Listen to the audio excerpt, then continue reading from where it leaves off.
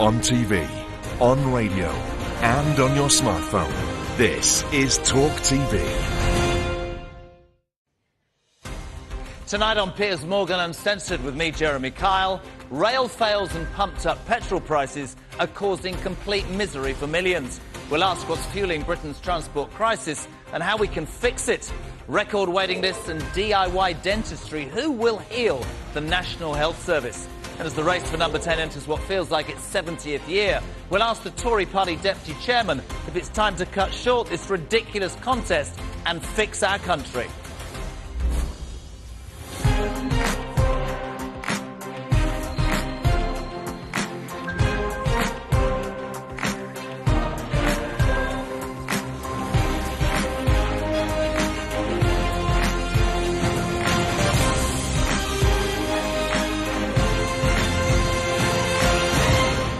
Good evening, my friends. A big welcome to Piers Uncensored. I'm Jeremy Kyle. Now, all this week, I've been using my platform to talk about the cost of living crisis and Britain's summer of strife. Tonight, we're going to be talking transport, and I want you to spot the words, because this has been painstakingly put together.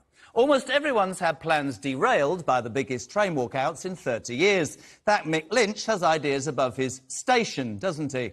More strikes than a 10-pin bowler. The 3 more are planned this month, and you can forget about London Underground. They work less days than Santa Claus. But, my friends, at least there's one faithful engine we can always rely on. That's right!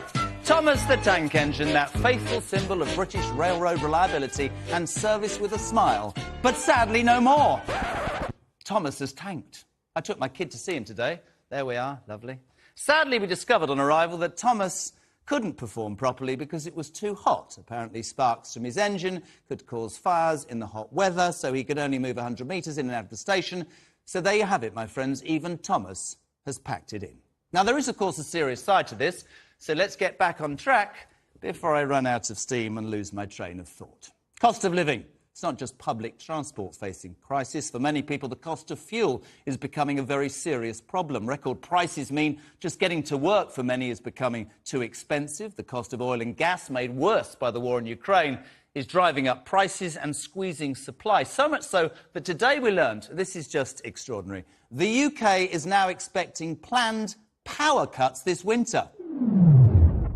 Great. Hold on. Excuse me. Hello. Rob, I need some money for the meter, mate. We haven't got any cash left. Brilliant, we've got no cash. Bingo! Thank you very much. Did you like that? Oh, that was good. Yeah. Right, first tonight. Those painful prices at the pumps. Fuel costs have finally started to fall, but they're still near record highs. The RAC today says the gap between forecourt prices and wholesale prices is the widest in almost a decade. And at the start of the week, the average petrol price at Britain's biggest 4 supermarkets was £1.74 a litre, diesel at £1.86. Now, we did some research. The cheapest place to fill up is here, Dalehead Garage in Hawes in North Yorkshire. Great for the good people of Hawes, but it's 250 miles away from this studio, so my little Fiat 500, in brackets, trying to sound like Rishi Sunak, close brackets, that's close to £100 round trip just to get there. I wrote this. So if you can't pop into Hawes, what can you do? Joining me now, thank you, our financial expert Gemma Godfrey here every night, former Top Gear presenter and motoring legend Steve Berry, and my good old mate Howard Cox from the campaign group Fair Fuel UK. I'm going to start with you, Howard. A lot of people will talk about the difference between the forecourt price and what it costs, you know, the supplier or whatever. You're calling for a fuel duty cut of 25p per litre. Quick question, can we afford that? Absolutely. In the last year, this government is wallowing in an extra £4 billion of VAT because of the high prices. And don't forget, the VAT is on the duty as well. It's a double taxation. And fundamentally, as you mentioned earlier, the wholesale price, and let's get this right, June the 1st, for example, was 30p, well, it's now 30p less than it was in June the 1st. Why? And yet the retail price has gone up 4p. Why? I mean, look, Steve, help me out. Why aren't supermarkets lowering their prices more to almost save the motoring industry? Because we are hearing real stories of people who might not be able to get their kids to school, people who might not be able to get to work. I mean, I say it, and I've said it with Gemma every night this week.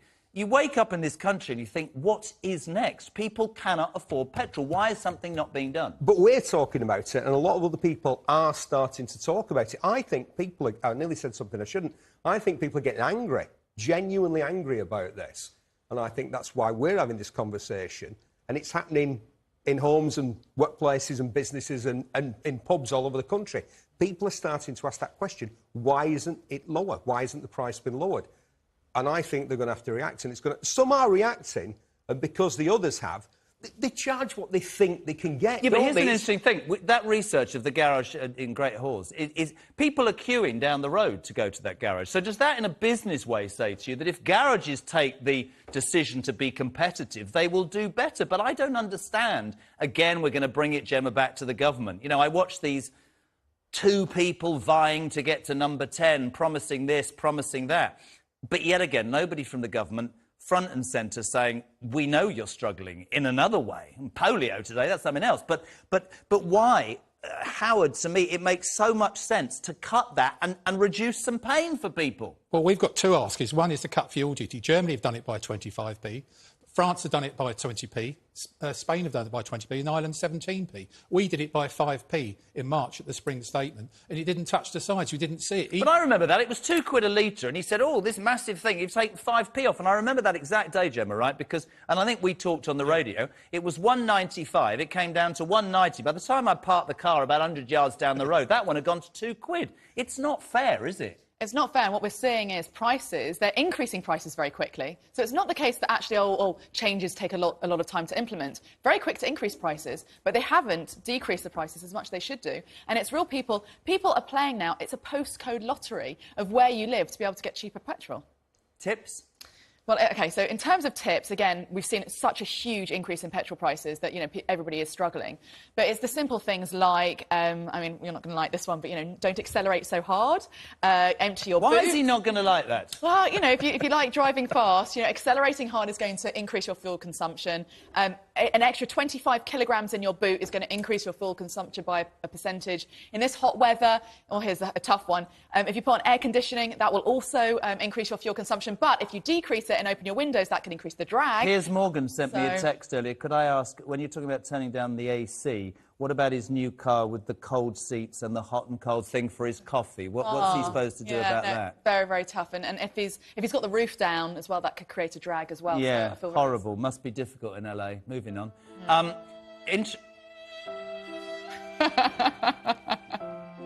Could I just feel for Piers Morgan a second? Anyway, moving on. Steve, the motoring industry. Is there more that the motoring industry can do? Not really. It's too short term. This has happened very recently, hasn't it? And these are the dying days of dead tree juice. I mean, the electric future is going to happen before we know it. There is one advantage to this panic over fuel prices, though. You can buy some very tasty motors very cheaply. A pal of mine just bought a Porsche Cayenne S with a full service history, about 11 years old, very nice order, 2,000 of your English pounds. I got offered a Mercedes coupe the other day, 5-litre V8. So when you say that to people now, they're like, oh, my God, the only thing it won't pass is a petrol station. The car was £1,000. Nobody wants those big old barges. So if you ever lusted after one, now is the time. Electric motors? Look how much the cars cost in the first place. Yes, you're saving money by plugging it in, and people are very smug about all that, and they think they're saving the planet. But the initial purchase price is so high. Yeah. Cradle to grave. If you compare cradle to grave for an electric vehicle with internal combustion engine, there's hardly any difference in terms of saving the planet, in terms of CO2 emissions. Do you know what the greenest vehicle, and they were green, so there's a clue, that was ever made was because of cradle to grave? What? The World War II Jeep. Yeah. Because it's how long they keep going for. And people, one of the things that motorists can do is not chop and change the car so much. You know, I mean, the old days of thinking, oh, it's going to be all worn out at 100,000 miles. A good, you know, drive it into the ground. Just keep it until it falls. And then, if you've got a big motor these days, you're getting 500 quid for scrap for a big one. Howard, Fair for the UK campaign has done such a lot of good. You always tell me that politicians are listening. You know, we've heard then, France has done it, Germany's done it. What do we need? Do the companies need pressure brought on them by our political leaders? Because there's no government in sight. That's why I said to you at the beginning, I would have thought that one of those two leadership candidates would have thought, oh, this is a really good opportunity. Maybe they will, I don't know. Are you getting through to the politicians with your message, do you think? Well, I've met with both of them individually. Have you? In the last 3 weeks. Liz is going to win with ease. Course. And simply, the reason is the tax-cutting issue is the big one, of course. But I'm afraid Rishi is actually, it was found by Bloomberg, who actually published, that he wants to put green taxes on diesel and petrol. We're already paying the highest taxes in the world. We're already paying the highest petrol in the world. And here's the thing, Jeremy. It's very important to understand our second ask is for we've got Ofgem, Ofcom, Ofwat. Why haven't we got something for pump watch? There are 37 million drivers in this country, and they don't have any price protection whatsoever. Do you believe them both? Well, Liz will win. We all know that. Do you believe her when she says she'll get a grip of this? Yes or no? I think yes, she will. I'm more convinced. I was a fan of Penny Mordaunt. That's who I was going for, because she immediately came out and said she's going to cut fuel duty. Obviously, that's my campaign. I worry about the promises that they make. I'm going to throw something out. Watch Steve Berry's face.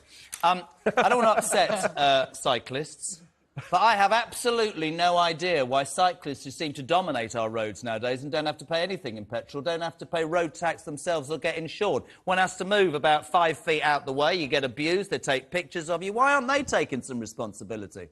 Well, what do you want me to say? Do you agree? With every single syllable, you just... And they shave their legs to go faster, which does my head in. But it's true, isn't it? Totally. Cyclists. Do you not think they should be taxed? Yes, they should, absolutely. And they should have an MOT on their motorbike. And they should have to wear a helmet. Cyclists. And they should have some sort of identification. Yeah. And don't say you can't do it, because they already do it in Denmark. We're paying for petrol, you've got everything you want on the roads, and you don't pay any money. Gem, what, no? Well, I also think that they're doing what they need to for their health as well. They're getting out, they're doing exercise. I don't know, I think that we want to encourage people to be doing more, because I think during the pandemic, people's health suffered. I get that, but should they not shoulder some of the burden, because motorists are shouldering a ridiculous... Can they please use the cycle lanes? That would be nice.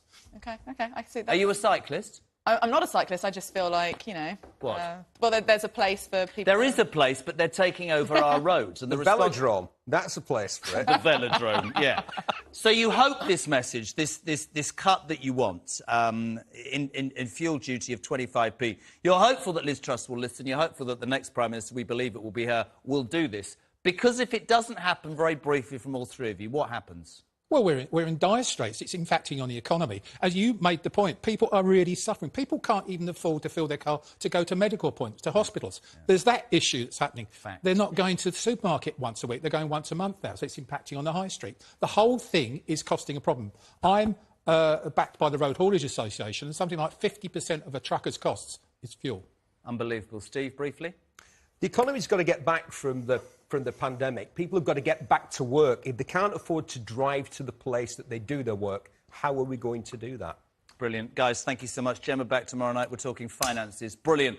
It is yet another problem for us in the United Kingdom. And next on Uncensored, more problems. Record waiting lists, DIY dentistry, and a possible nurses' strike to come. The big question, is the NHS facing its biggest ever emergency? Cheery stuff tonight. Don't go away. We're coming back in 3. See ya.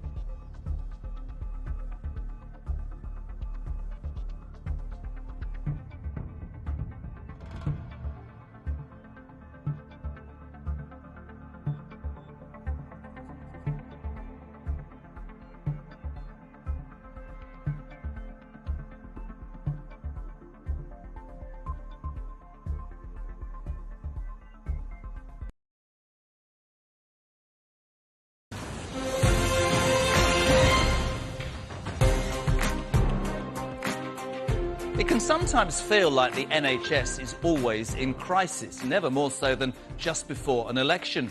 But the truth is that national health care is complicated.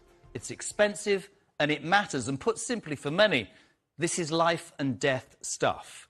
And the NHS itself has arguably never been in greater need of emergency care. The pandemic and the costs crisis have withered a health service that was already under serious strain.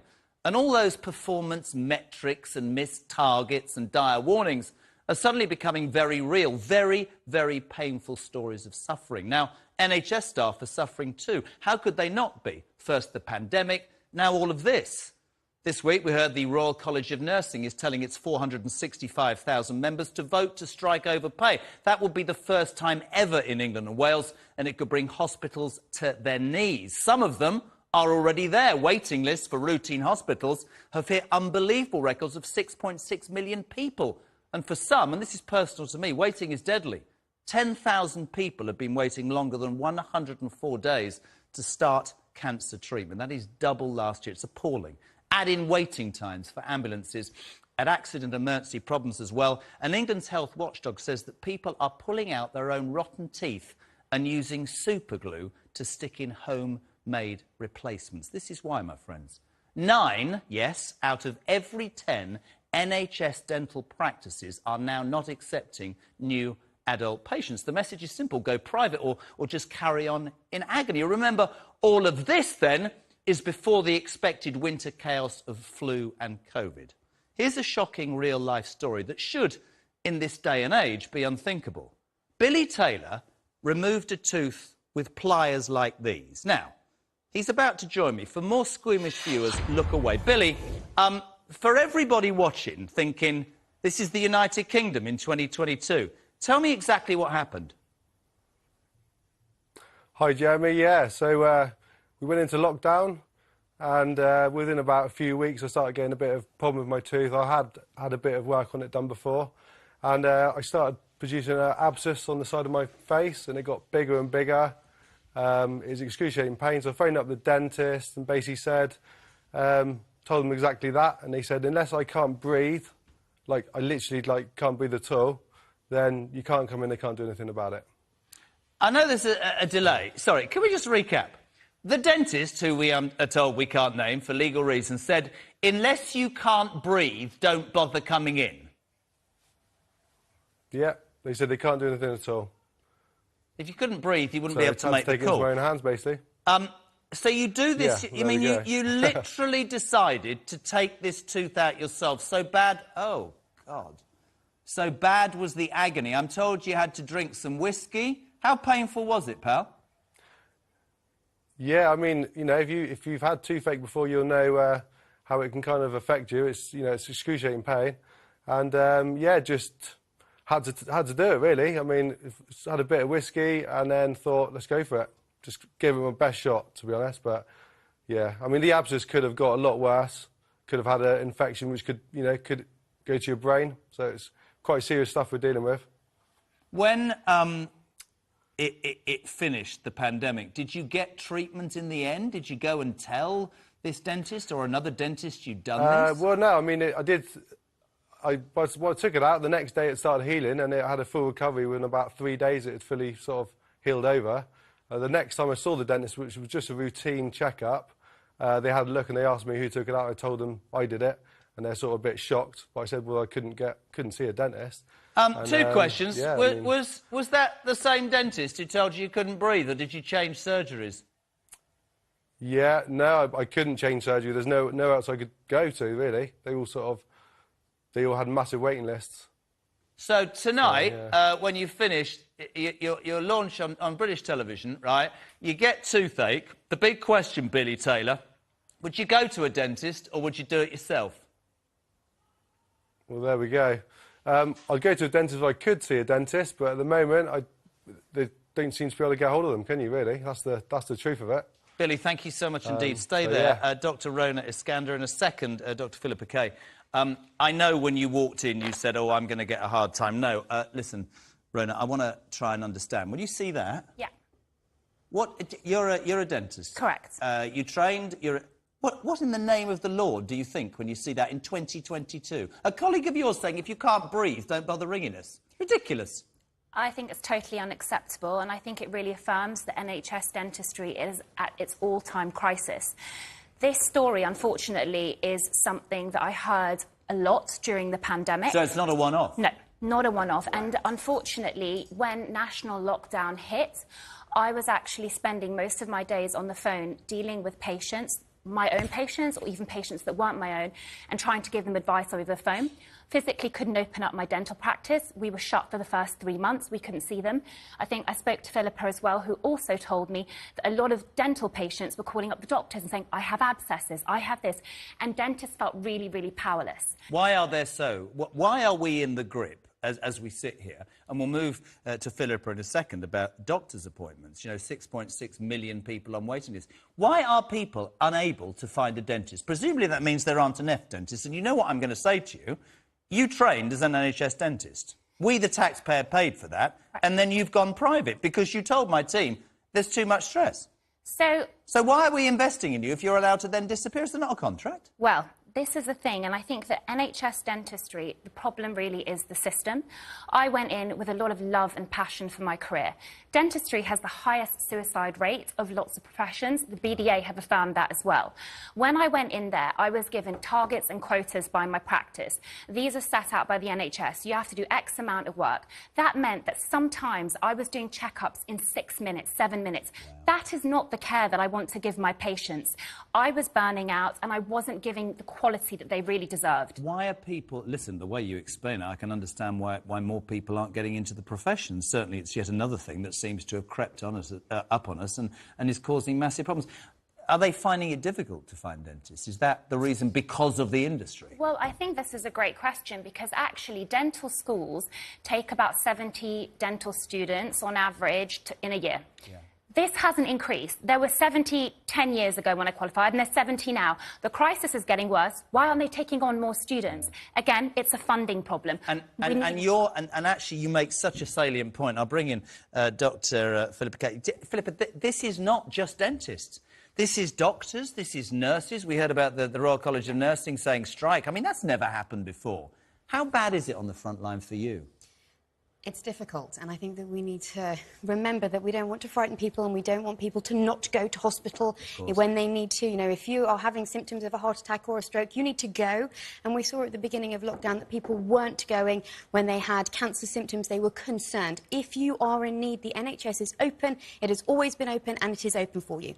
But we are 6,000 to 7,000 GP shorts. We are tens of thousands of hospital doctors and nurses and midwives. Why? Is it, as Ronan said, and I totally get your point, you know, that you go in there with such expectations, a bit, you know, it's something that you want to do, you want to give, and the pressure's unbearable. And, of course, you're going to go private. I completely get that. People who send their kids to private education say, why would I not if I can afford it? Because the system's not great. What, for you as a GP, I mean, 6.6 million people waiting. I mean, it's OK and quite proper to say don't panic because... You know, my old man died a year ago and the NHS were absolutely unbelievable. But you go out into the waiting room and there's thousands of people waiting and it's not fair on anybody, is it? I think it's a combination of things, and I think it's also important to remember that when patients are complaining about lack of access, that actually you need to be complaining to your MP as much as you might be complaining to your GP. There is a lack of training, and there is even if we opened up the medical schools right now, I'm still 10 years away from, you know, having more GPs on the desk next to me.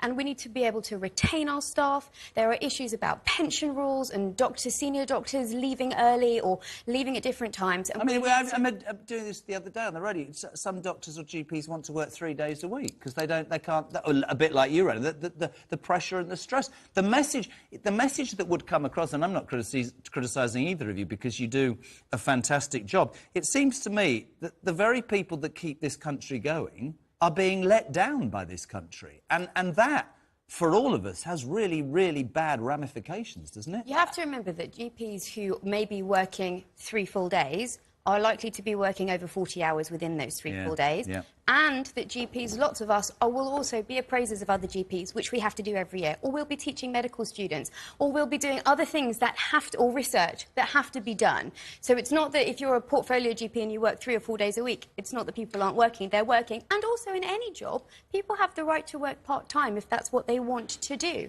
And that's how you might retain your staff better. Interesting. And of course, the private sector would be more preferable for people, not just the money, but the work things that you've talked about, hours and flexibility. Rona, we're not looking after, in my mind, dentists, doctors, the very people who are supposed to look after us. How do we fix this? What's your answer? I think that this is a great question, and I've been That's really two thinking great about questions it. in one interview. I'm quite proud of myself. Literally. Quite proud of myself. Well done, Jez. I think the thing is, really, as I said, you've got to take up more dental students. We've got to provide the funding. More dentists need to go through. We need to also prepare them for a better work environment. The other thing is that 2,000 dentists left the NHS this year. 2,000, right? Yeah. And why? This isn't necessary to go private. They're leaving the profession as a whole. They cannot handle the stress of running a practice with fulfilling these quotas. They're finding themselves incredibly short-staffed. We're not having the support system anymore. You know, nurses, receptionists, etc. We know there's shortages across the board. So we really need to provide an environment that's conducive to providing optimal healthcare. Billy, I think it's really, Philippa, sorry. In terms of the way you look at this whole thing, I guess as a medical professional, you think people are on us the whole time. We care, we want to do our best. To sum up, really, as Rona said, what's your message to people if they are in pain, can't get a GP's appointment, they can't get a dentistry, they're sitting at home, they can't put petrol in their car, they can't afford this? It's a nightmare. Healthcare, I would have thought, to this country is one of the most important things. It's going to get worse, as we said, in the winter. What's your message, Philippa? First thing is to do is to look after yourself. That means you take up your COVID vaccine, your flu vaccine if it's offered to you, and all of those things. You attend your cervical screening and your breast screening because catching things early or prevention is better than cure. And from a financial point of view, it costs less to the NHS as well, never mind the huge personal cost. So there are definitely things that you can do.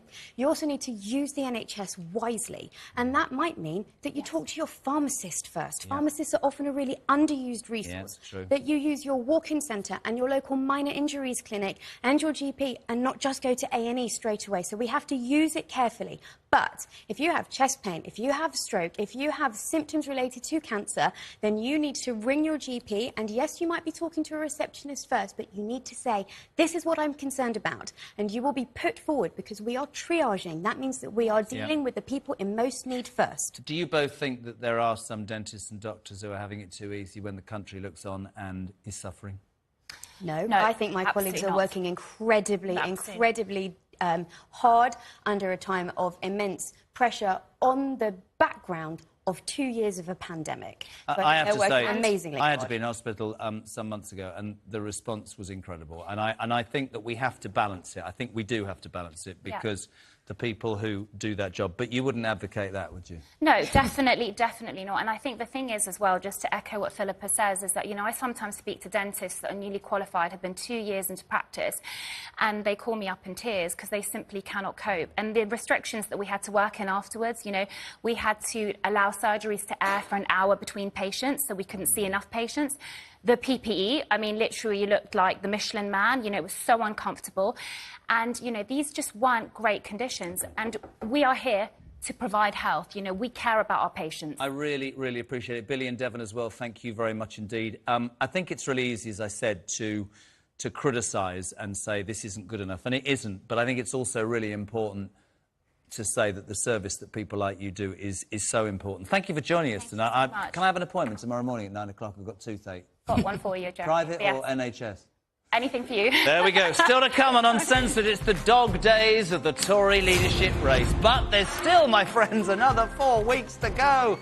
My feeling is, as so many other people agree, shouldn't they just put us out of our misery, put Liz Truss into 10 Downing Street and get on with running this country? Tory party Deputy Chairman Matt Vickers has been in the job 3 weeks. He's live after this break. I'm coming right back.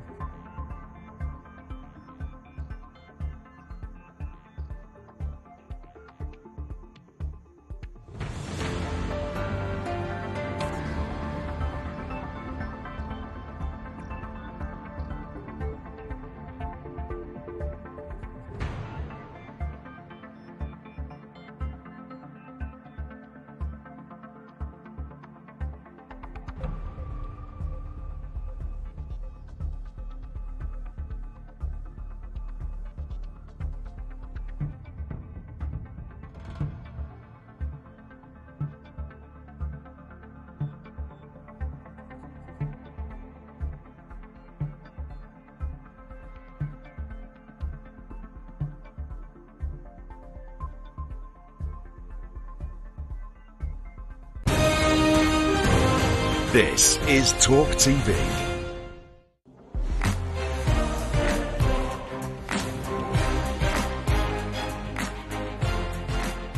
Right, last night Talk TV hosted the Tory leadership hustings in Darlington, a veritable cornerstone in the former Red Wall. Liz Truss and Rishi Sunak traded barbs on tax, on levelling up and the cost crisis.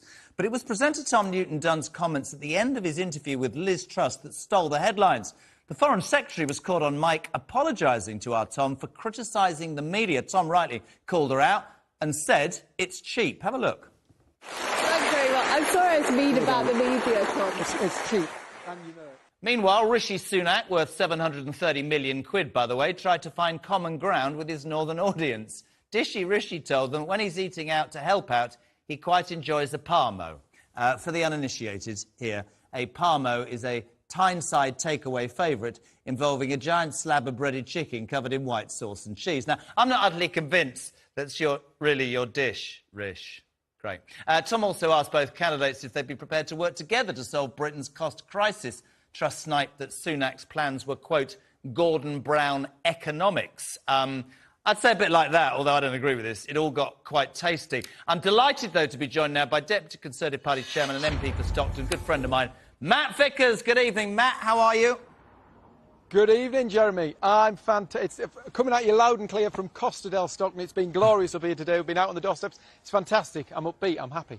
Let's start with the parmo, because I've read something very interesting. Matt Vickers sent a letter to the parliamentary catering team last year asking to include the traditional Teesside delicacy on its list of culinary options. In Tuesday's hustings, Rishi Sunak praised you for putting the parmo on the menu in Parliament, and he said, we won't just be serving them in Parliament, we'll be serving them off the cabinet table in Downing Street. I mean, celebrity chef Matt Vickers, what's going on, man? Have you had a parmo yet, Jeremy? It's absolutely fantastic. Basically, I went down there to Westminster and noticed that when you see this fantastic menu with all these wonderful culinary dishes from all over the world there for MPs, parliamentarians and peers to eat. And I decided, why not a dish from Teesside, the parmo, wonderful stuff. And actually, my mission down there was getting the parmo on their menu and getting Teesside on their menu as well, so that they can spend some cash up here and get, some of my issues dealt with. Right, let's get serious, my friend. I'm going to put to you, the Deputy Conservative Party Chairman. I know you've only been in the job a week. You were very supportive of Boris Johnson. You haven't come out to declare for either Liz Truss or Rishi Sunak, although you were involved in his election in his Richmond constituency. To a lot of people in this country, and this is what I want a direct answer to, we're watching an elongated mess that is... I don't know, they trade barbs every day. They both seem to make promises that none of us can quite work out whether those are attainable. Do you not think the British people right now need a government to be active, to be available, to be out there telling us that these horrendous things, be it the cost of living at petrol, food, polio today, do you not think our government needs to govern, put this to bed and get on with doing what we, the British people, need, Matt? I think democracy is a really important thing, and I actually think it's right that those two people who will be one of whom will be in Downing Street running this country, is travelling the length and breadth of this country, talking to Conservative Party members, being asked the questions that matter to the people in Stockton, in Darlington last night. I think that's a healthy thing. I think that's a good thing, and I think they should be stress tested. I think that we should be put on the spot and questioned about the issues that affect the people around here, and I think that's entirely the right thing to do. Do I think there are lots of issues going on in the country? Exactly, and that's why it's so important that we get the right person. But of course, government hasn't stopped. I get that, Matt. When it comes to the cost of... I get that, Matt, but you might have heard the last section. Let me put this in real terms for you. I'm speaking to, before the break, a dentist so stressed by the conditions of being an NHS dentist, she quit. A doctor who is part of a workforce that's shrinking, that's got a 6.6 million long waiting list. And a man who, unable to see a dentist, took his own teeth out with pliers. I'm not being against democracy. Our government has, in many people's eyes, disappeared and needs to be more on the front foot, helping us at this moment. That's what I'm saying to you. And I think, whatever your policies and whatever side wins, actually, the British people are getting fed up because they think we're being left in the mire on our own, Matt. That's the point. in real terms, our waiting lists are through the roof. We had a pandemic where people couldn't get elective surgery, couldn't access to things that they might have. The NHS under massive pressure, our amazing NHS, by the way, that delivers fantastic services. Those amazing men and women who work at my local hospital and deliver unbelievable quality of care. And actually, you know what? There are almost, I think we're on 11,800 more nurses in those hospitals than there were a year ago. There are 4,300 more doctors in those hospitals than there were just a year ago. The NHS is getting the biggest cash boost in its entire history. But Matt, and you know what they were debating last night? They were debating how that money should get spent, how we make it go further. Matt, I know there's a delay. I understand when you work in government about sound bites. What I'm asking is, does the Tory government right now understand the depths of concern, the depth of fear that people will not be able to heat their homes, fear that they won't be able to fill their cars to get to work, fear that they'll have to, take their own teeth out, fear that there will be blackouts? We've read that today. What I'm saying is, I'm not trying to over-dramatise it. I'm trying to say that a majority of people in this country are looking at what's going on and going, whether it's Rishi Sunak or Liz Truss, I want my government to tell me how the hell I'm going to pay my electricity bill come January. That's what I'm saying, mate, yeah? You couldn't over-dramatise the impact of the cost of living to me.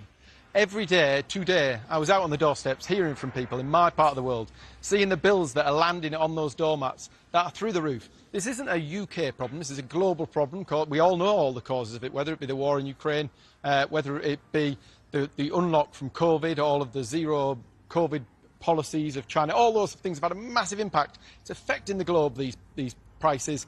And what is the government doing? Well, it's focusing. You know what? The government doesn't grow money on trees. It has the money that you pay in tax, that I pay in tax, and that everyone else at home pays in tax. So when we give it to somebody to support them, we take it from somebody else. And those are fine balancing acts. But what we are doing is ensuring that those most vulnerable in society get as much as £1,600 extra in the pocket. And that's entirely the right thing to do.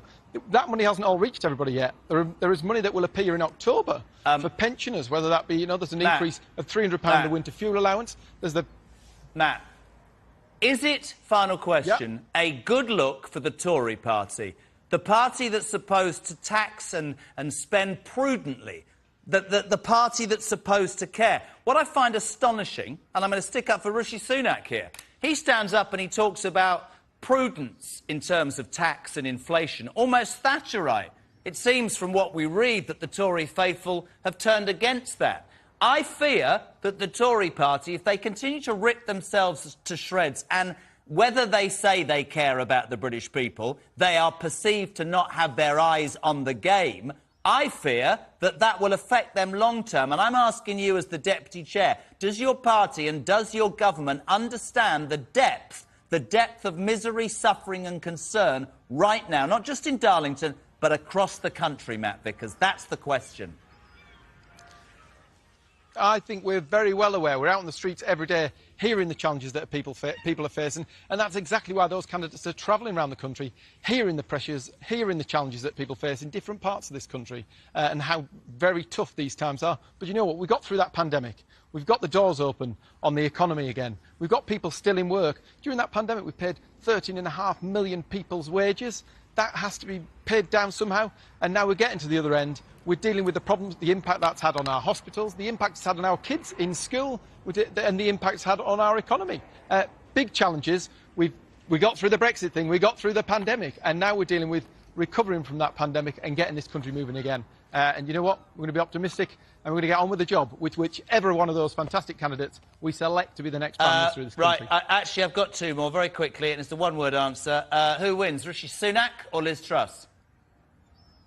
Oh, that's a convenient You know what? I'm entirely neutral. I'm not allowed. OK. I'm not allowed. Otherwise, I'm sure they're both great candidates. Do you know what? The Labour Party would love to have a female leader. All right. We might be on to our third. They'd love to have a leader from an ethnic minority. We're probably going to have this.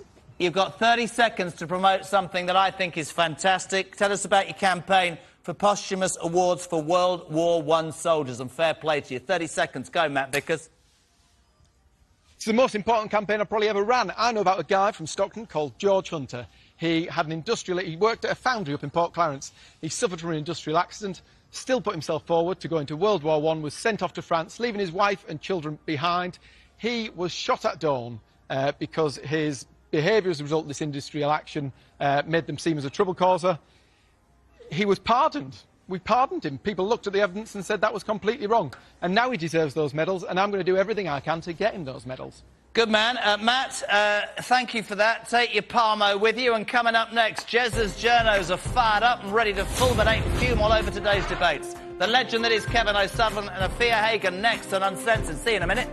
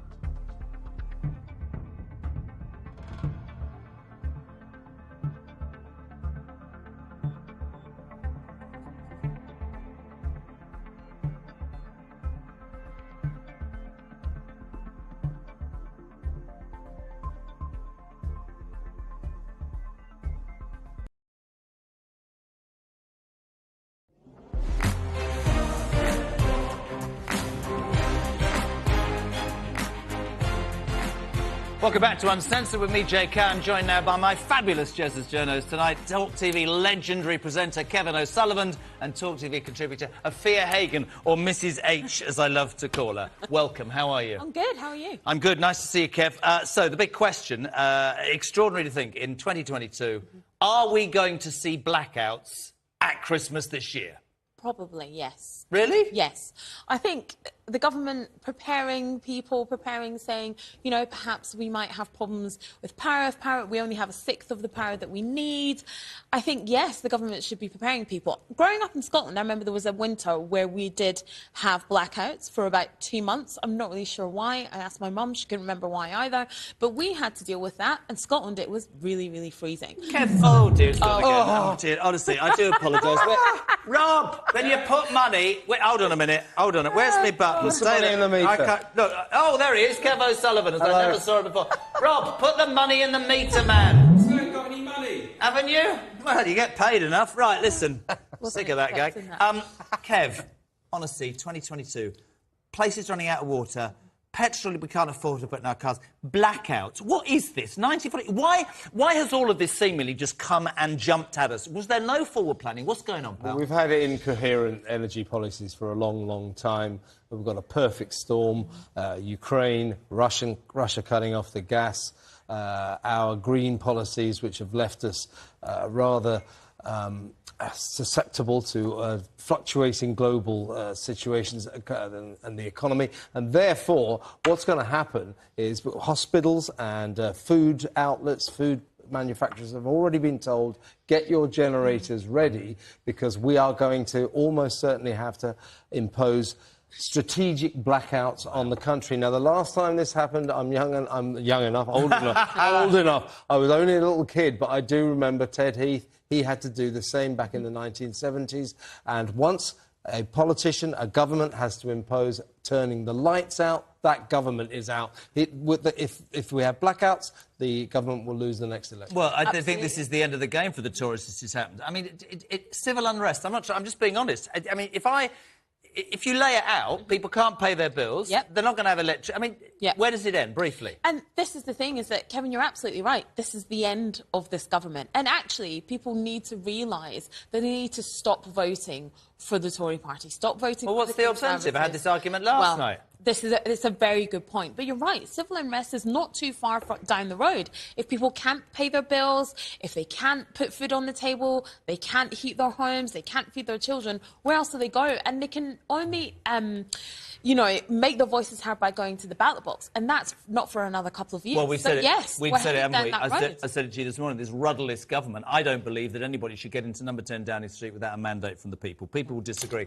We've got fuel prices. We were talking about this today. We've got... I mean, I did this graphic last night. You know, electricity and gas from like 1,277 quid, a year later 4,200 quid. What do you think will happen to the people of this country? Well, the problem is they're talking about civil disobedience. It will be enforced civil disobedience, because it's not a question of people saying these bills are too high, we refuse to pay them, this is a protest. They will refuse to pay them because they simply can't pay them. The abyss we are staring into is unprecedented. I'm not sure this government's got a handle on it, but I also don't think that the answer is to vote Labour. It certainly isn't that. Well, the answer is not to keep voting Conservatives. And also, I don't understand but that why doesn't answer it. The Labour Party should be straight ahead. I said it last night. They're not. They should be taking advantage of this opportunity. Yeah, but they're useless. And, well, yes, because Keir Starmer is useless. Absolutely. Agreed. You know, and there's lots of people who are politically homeless because the Labour Party, they couldn't organise a party in a brewery. What are they doing? They should be using this as an opportunity. Well, they organised a party in a brewery and he got away with it. Yes. Very quickly. Well, not really. Well, there we go. Tom Daly's new documentary about homophobia in the Commonwealth. Just 30 seconds briefly. Is he right? Is he wrong? He's right and he's wrong. A lot of homophobia in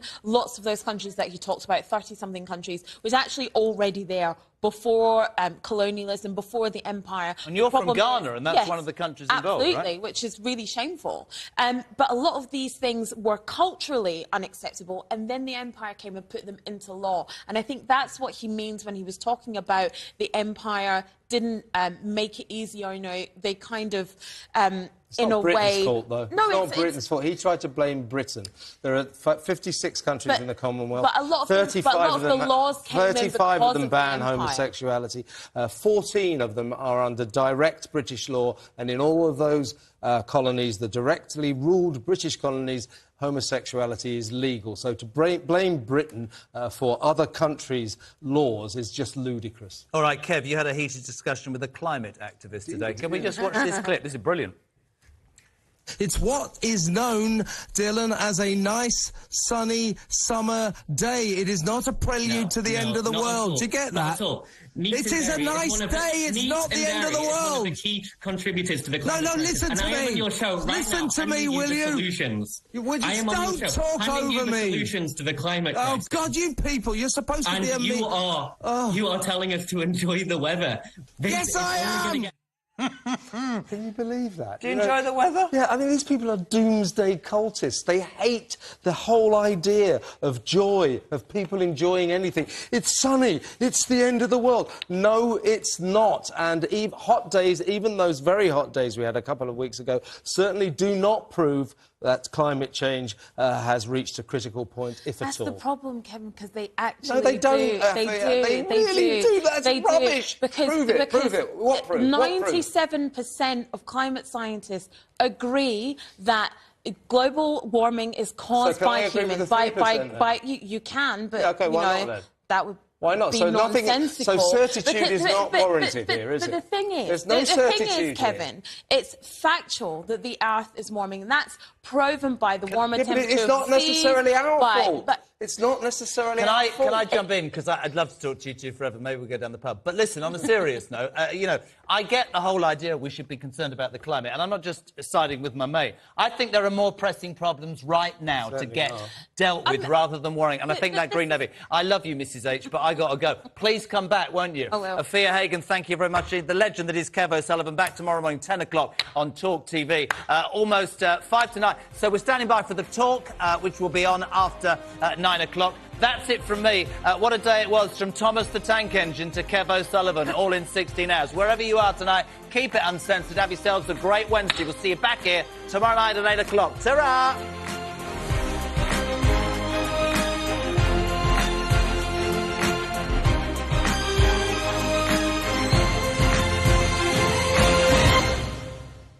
Join me, Ian Collins, every day on Talk TV. There is nothing we hate more than hypocrisy. Discussing the big issues. Why was it so hard to establish the deputy leader was at a meeting with her colleagues? The callers. Alan in Grimsby. Tracy in Burton-on-Trent. Dave, thank you very much. Picking apart the big stuff. This simply does not wash. Look who's back under the spotlight.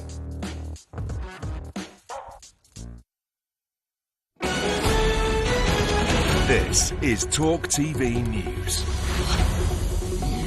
Good evening, I'm Emily Rose Adams. Ryan Giggs' ex-girlfriend has told a court their relationship was relentlessly awful towards the end and she was a slave to his needs.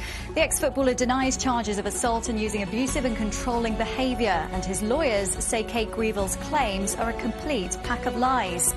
A 47-year-old man has died and 3 people have been injured in a series of incidents involving a firearm in the Highlands. Police Scotland say they think they're all linked, and a 39-year-old man is in custody. And the RAC claims supermarkets aren't passing on lower fuel prices to customers. That's despite a significant drop in the price of wholesale fuel. They estimate that petrol should be about 14 pence cheaper per litre than it is right now. That's all for now. We'll have more updates after the talk.